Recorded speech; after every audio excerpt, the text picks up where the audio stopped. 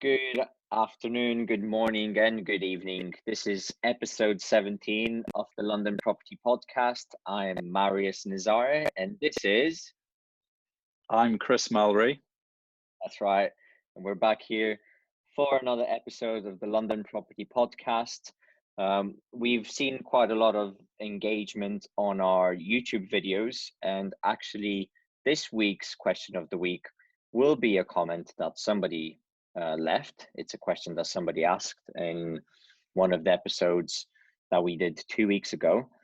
Now, as we normally start off, we're going to cover the news, obviously property related news.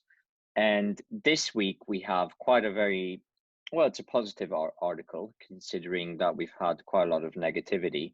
And it's a BBC article titled Lenders Kickstart Mortgage Deals. Essentially what it's saying, a lot of the lenders that we talked about in the vlog 2 weeks ago, where we were saying that some of the mortgage lenders have stopped offering new mortgages, or some of them, they require a bigger deposit. So essentially some of them, instead of offering, 85% loan to value mortgages, they said they'll only offer 60 to 65% loan to value mortgages. Now, a lot of those mortgage providers, mortgage lenders have said that they're able to offer mortgages up to 85% loan to value. So that's quite positive, isn't it, Chris? What do you think? This is really, I mean, it's good news, and obviously it's all in the space of 2 weeks, because we did cover this 2 weeks ago, and it was the opposite, where lenders were kind of panicking. They didn't know what was going to happen with the economy, and they were more focused on actually dealing with existing mortgage clients rather than offering new mortgages. So this is quite positive, isn't it?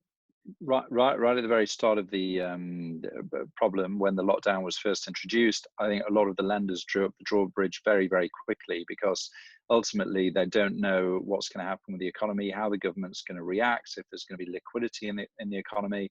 So in the short term, quite a few lenders pulled out from the market, and to see that they're now stepping back in with these loan to values that are 85% loan to values. I mean, normally that would be classed as a relatively, well, a very, very high loan to value, almost risky in a way, particularly in a market that people are saying could kind of come down.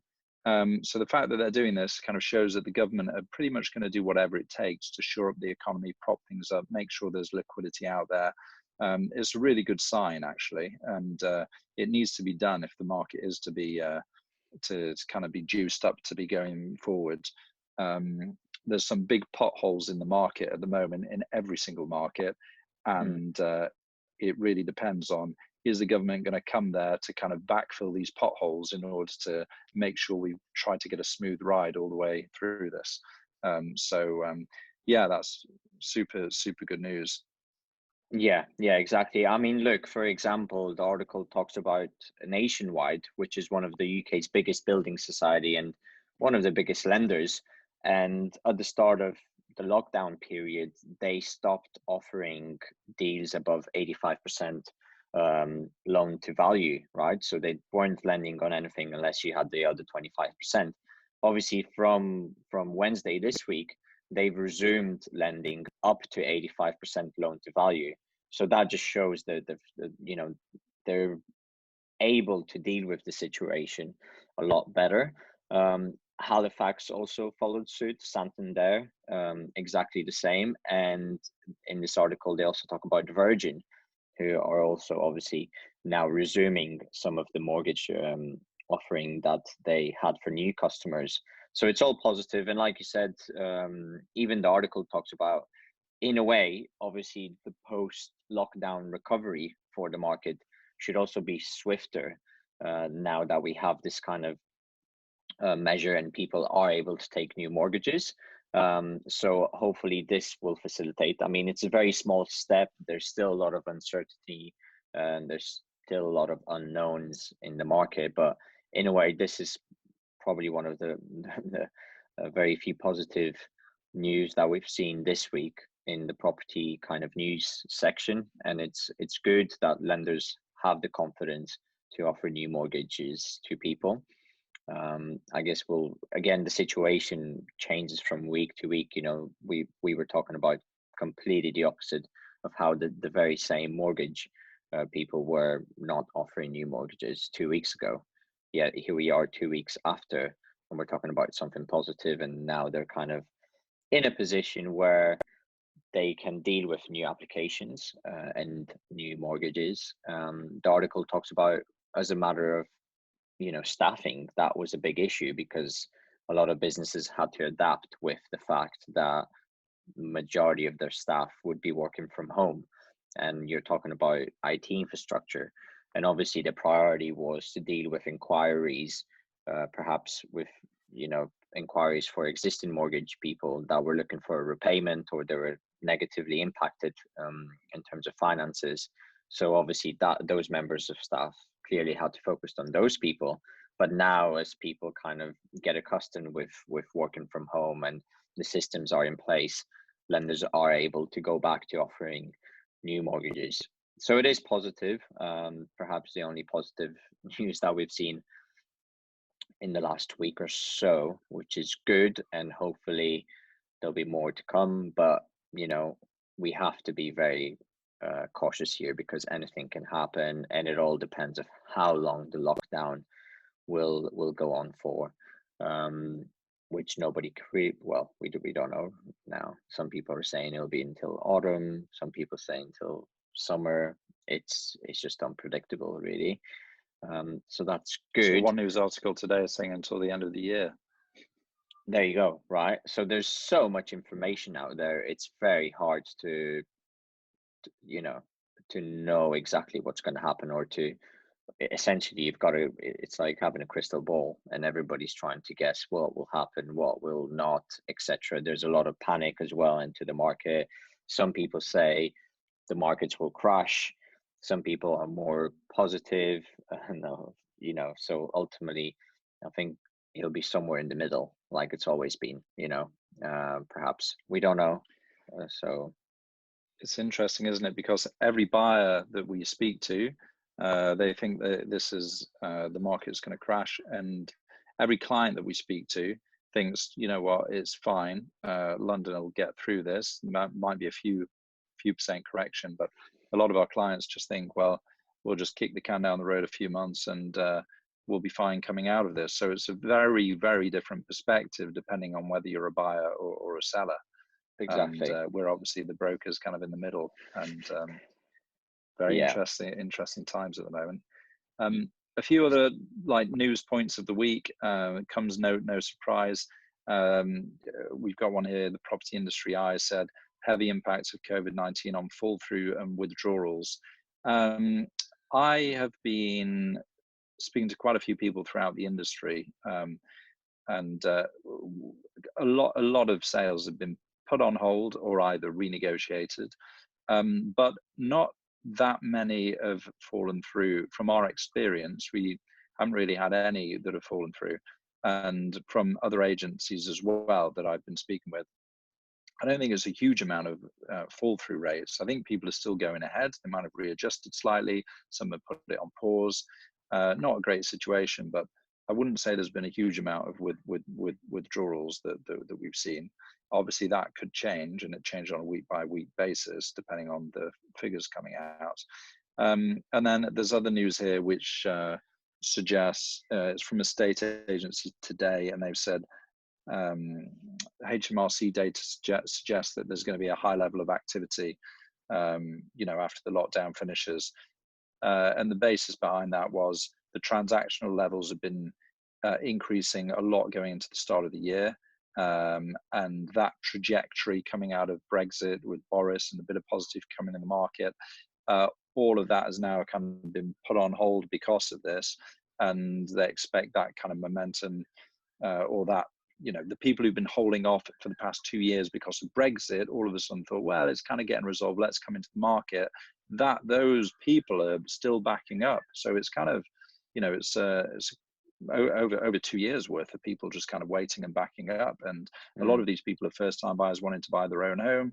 People can't put things on hold for well, I suppose they can, they can put things on hold for half a decade or a decade. But the reality is, if you're taking out a mortgage and you're above the age of, 35, every year that you wait, the mortgage term that you're going to be able to get is going to become smaller and smaller and smaller. Yeah. So you do want to be taking a mortgage out at some point in life. Otherwise, if you leave it too late, like into your kind of 40s, mid 40s or whatever, then you're only going to be able to get a mortgage length of a particular term. So, you can't wait forever. People do need to buy. And what I would say, Marius, is you've always got to just look at, okay, you're not going to buy. What are you going to do? You're going to sit and rent. How much is it going to cost you to rent the property that you're in at the moment? If it's £1,000 a month more than what your mortgage payments are going to be on a fixed rate for a long period of time, what do you want to do? Do you want to pay down your landlord's mortgage, or do you want to, get something and start kind of paying it off yourself? So that's why I think we haven't seen a huge amount of people who've kind of pulled out of transactions, because the reality is there isn't anything else left. There isn't anything new that's come on the market, because nobody can really list anything. The things that are on the market, they've not really been reduced because clients think, well, what's the point? So if you are pulling out of a transaction at the moment, something that you think you've got a good deal on, then there's no real alternatives. You're kind of risking that you will be able to pick up an incredibly better deal coming out of this crisis, which, depending if you're a seller or a buyer, like I said before, you've got two different kind of takes on the situation. Sellers think the market will be fine, and buyers think there'll be an issue. So I think on that note, ultimately it all depends of how long this lockdown is going to be going on for, right?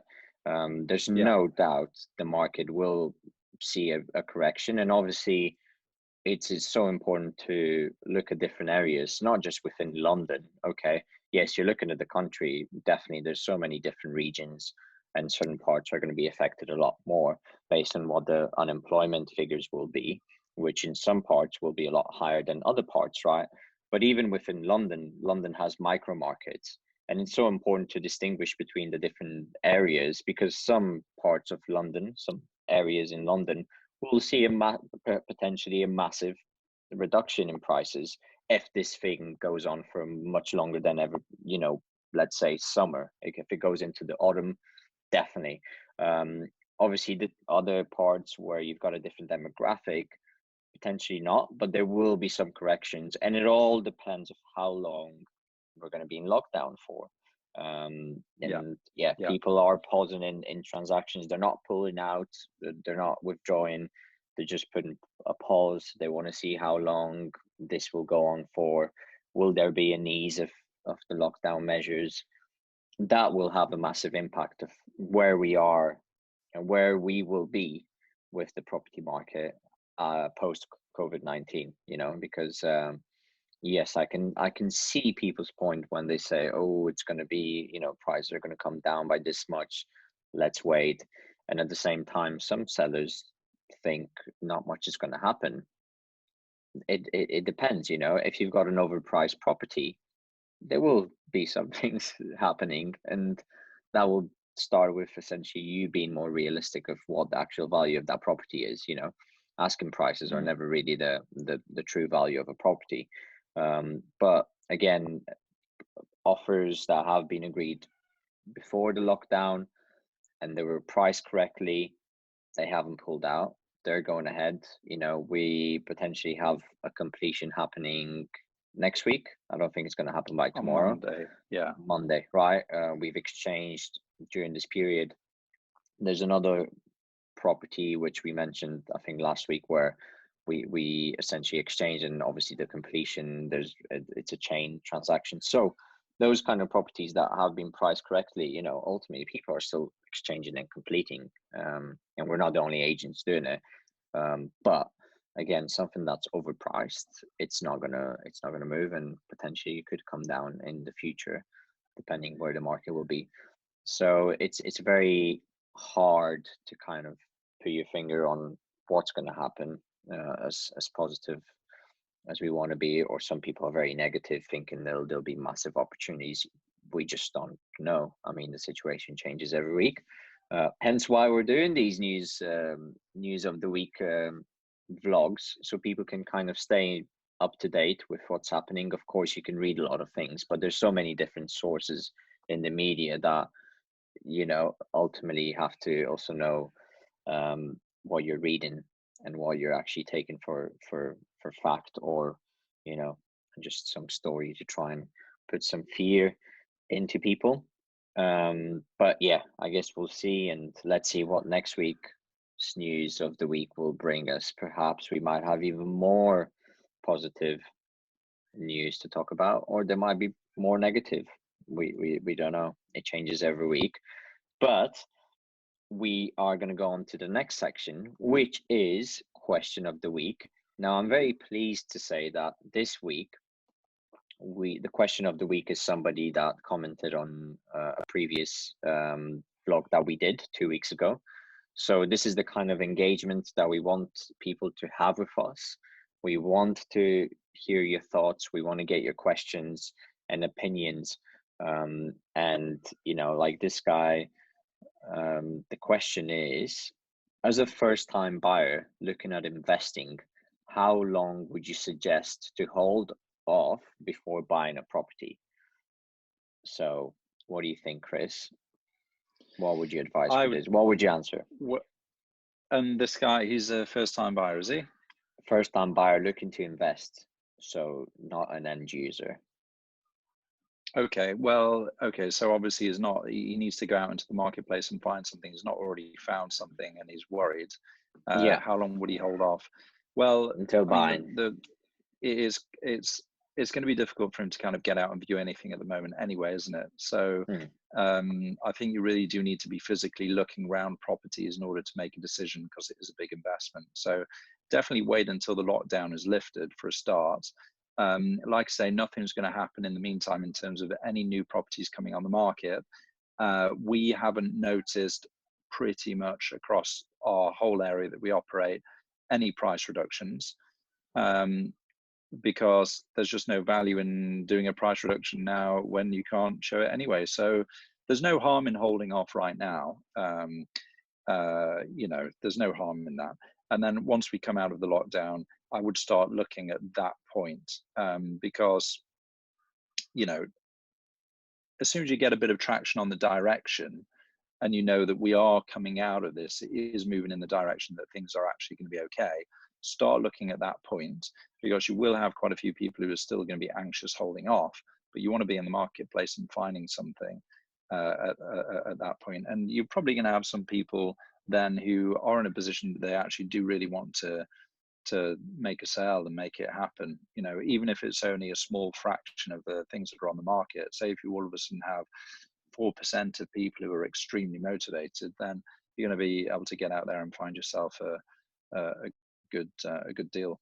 So yeah, take the risk off the table if you haven't found something already by just taking your time, and once lockdown lifted, start looking then. And look, I mean, you've got some really good mortgage products which are out there. The interest rates, which are now at, like, the Bank of England base rate is at 0.1%.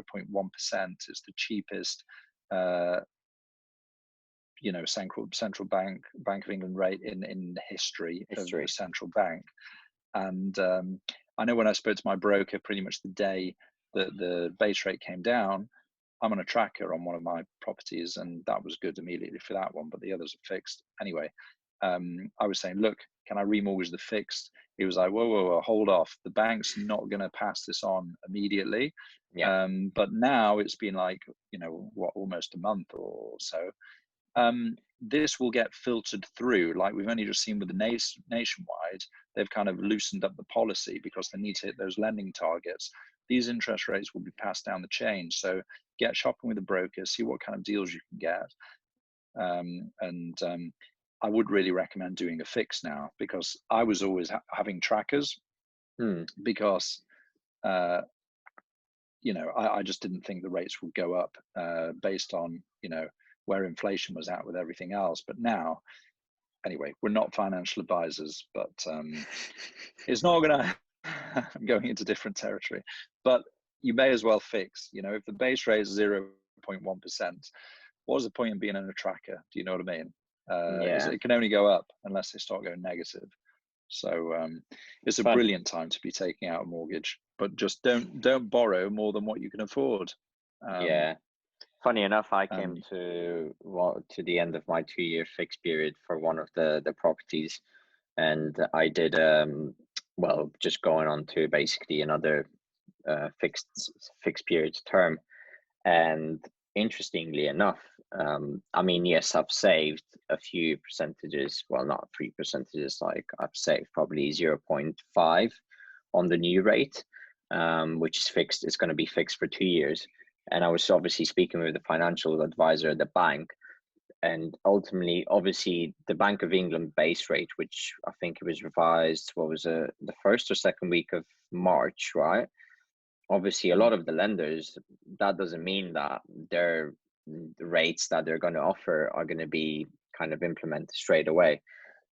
So I did get a better deal, like 0.5, 0.50, sorry, not 5, that's not much, 0.50% kind of better rate, but ultimately it's still not like, I think you were getting like 1 point something in one of your tracker ones. So some of the banks, yeah, it was tracking the Bank of England base rate, so I got the full discount, but you already need to be on a tracker in order to be getting exactly. I was on a 2-year fix, which was coming to an end, and basically we just looked at doing another, renew the deal, and I had the option to do a 5-year fixed, which wasn't making much difference per month. Yeah. Or a 2-year if you were fixed. looking at a new deal, the bank is definitely not going to pass the whole of that saving on. No. They're going to keep some of it for themselves. Yeah, and even exactly. if you're on a variable rate, the bank's probably not going to pass all of it on. No, they're not. So the variable rate was, I mean, a little bit lower, but by all means, it was like 3 point something, which is still very high. So ultimately, what I'm trying to say is, it's still in the early stages after the Bank of England revision of the interest rate. A lot of the lenders are going to try and take as long as possible to revise their offering. So that's right. To kind of go, yeah. I was just going to say this, now that we're talking about rates, it is worthwhile saying to some people who are watching this, I think the reason why a lot of our clients think that this isn't that much of an issue and they're not too bothered about the market is because they know if they have got a mortgage, like for example, on this tracker flat that I'm talking about, I'm on 0.7%. I mean, that's actually effectively what I'm paying, 0.7. So I mean, it's nothing. So if buyers are thinking some sellers out in the market are going to be getting really, really squeezed, well, what, 0.7% they've got to pay on their interest rate? I mean, they're thinking this is brilliant. Well, maybe not thinking like it's you are. in terms of my payments. I was like, this is really good. This is an extra, a couple of £100 a month going towards capital repayments. I'm paying down the debt faster. It's brilliant. So it's that's the upside on the situation. And I think some buyers might not think that. I mean, what the banks have done for people who have mortgages in terms of the mortgage holidays for 3 months and everything, it's been very, very accommodating and brilliant. Like I say, the only issue we're going to have is this situation goes on for 4 or 5 months or whatever. The lenders are like, you know what, you're only having 3 months mortgage holiday. Whether you're still furloughed or not doesn't matter. At that point is where there starts to become, a very significantly increased level of risk. I think a lot of people, ultimately, that's why no point jumping in immediately. No, absolutely. Going back to summarize, I mean, I would advise to definitely wait until the lockdown is lifted, then start doing your homework. Finding a good property investment for buy-to-let purposes takes time. It takes research. You need to look at different areas. You need to look at the numbers, especially if you're doing it for the first time. So use the after, lockdown period as your homework. And ultimately, in a way, I would wait a little bit to see how the market reacts after the lockdown. The reason being is there could be a lot of forced sellers out there. There could be people, I mean, look, the 3Ds that we talk about in property: divorce, death, and debt, right? Those are very important driving factors for the property market. And let's face it, the coronavirus has impacted all three of them. You know, you'll get probate sales, you'll get people in debt that will need to force sell. So that's when you want to be in a position where you've done your homework, you know exactly what kind of areas you should be looking at, etc. And you want to be in a position at the right time if prices do go down, or you get somebody who's a forced seller, etc., then you're in a position to acquire that property. And if you're obviously taking a mortgage, again, that process takes a while. So my advice to this first time buyer for investment purposes is to see what happens after the lockdown. Use that period, whatever, how many weeks it will be, to kind of do your homework, understand where you're going to want to buy, and ultimately be able to move quite quickly once you can see some signs whether the market has gone down or it stayed the same, because there will be opportunities out there, but you need to have your homework done. So don't dive right into it after the lockdown. Be calculated, and it takes. I mean, you want to get your first property investment right, isn't it, Chris? Because that, in a way, has quite an important element to you in adding and growing that portfolio if it's for investment purposes. You know, if it's a buy to let, or you know, getting the first property right in terms of the income that you're getting. Also, if you balance it correctly, you get capital growth. That first property could unlock the path for you to actually acquire the next two, or the next one, the next three, etc., and building that portfolio. So you definitely want to do your homework, take your time, be in the know in the industry, and know exactly what you're doing as much as possible. It's hard, but there's so much information out there. And obviously, if you're looking in central London, then we can definitely advise and help you with that. But that's it. Yeah. I mean, if some people are watching this and they've been saving up for a property and they've been looking to when is the right time to pull the trigger, and they've been waiting maybe, I don't know, 10 years, saving 15 years. We've had Brexit, which we didn't think it could get much worse than Brexit. I mean, we've been through the financial crisis of 2008. Then we've gone through Brexit. It was like, well, that was painful. I mean, it wasn't as bad as, 2007, 2008, but that was sharp, quick, over and done with within a year, and then we were back on track. This Brexit situation has just been 2 years, boring and very painful. And then this right at the very end of it. If you're not going to buy a property within the next 6 months, you're probably never going to buy one. Let's face it. Do you know what I mean? Yeah, if you're not willing to pull the trigger over the next 6 months.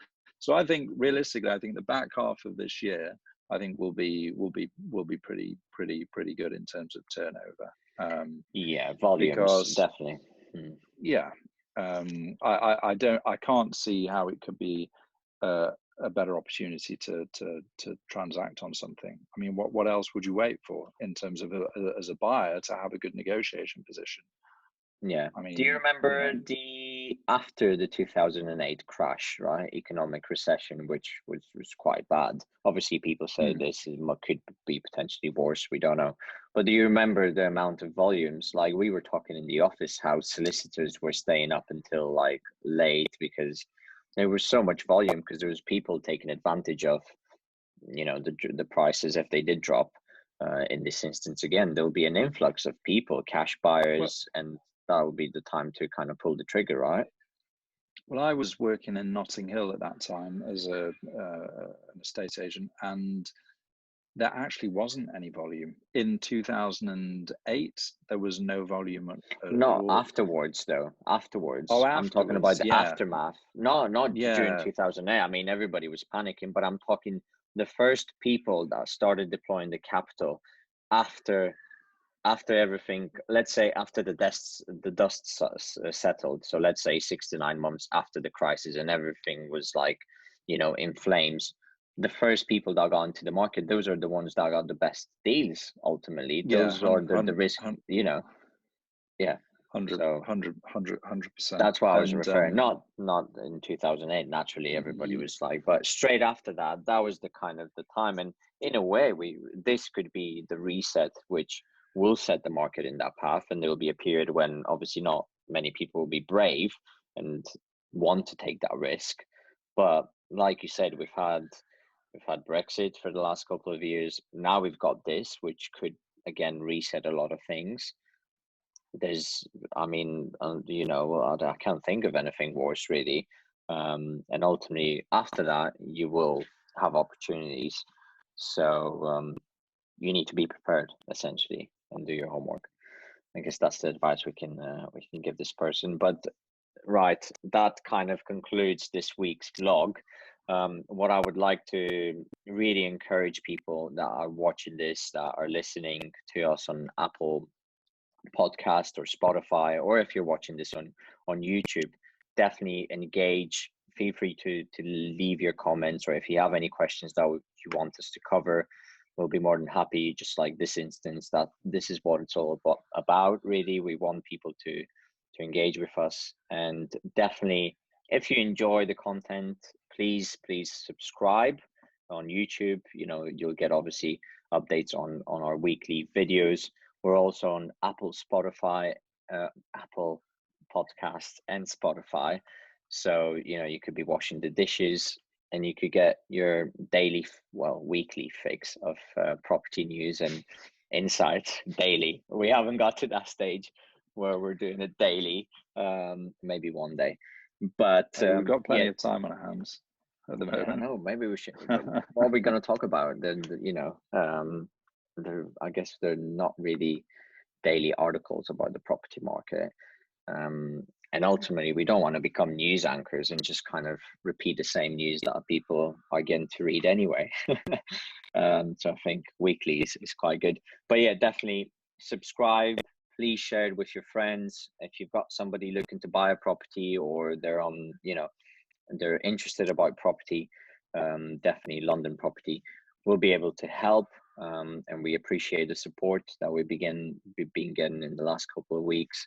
Feel free to contribute and become part of the London Property Podcast community. I guess this is the end of vlog 17. Christopher, do you have anything else to add? Have I missed anything? No, that's it. Just leave if you want to make a comment. Just put put your question of the week on there or whatever, and we'll go through and we'll pick which we think is the most relevant to the audience, and we'll do it. We'll do it next week for you guys. Absolutely, yes. Stay tuned. Hit subscribe, and see you guys next week. Bye. Yeah. Have a good week.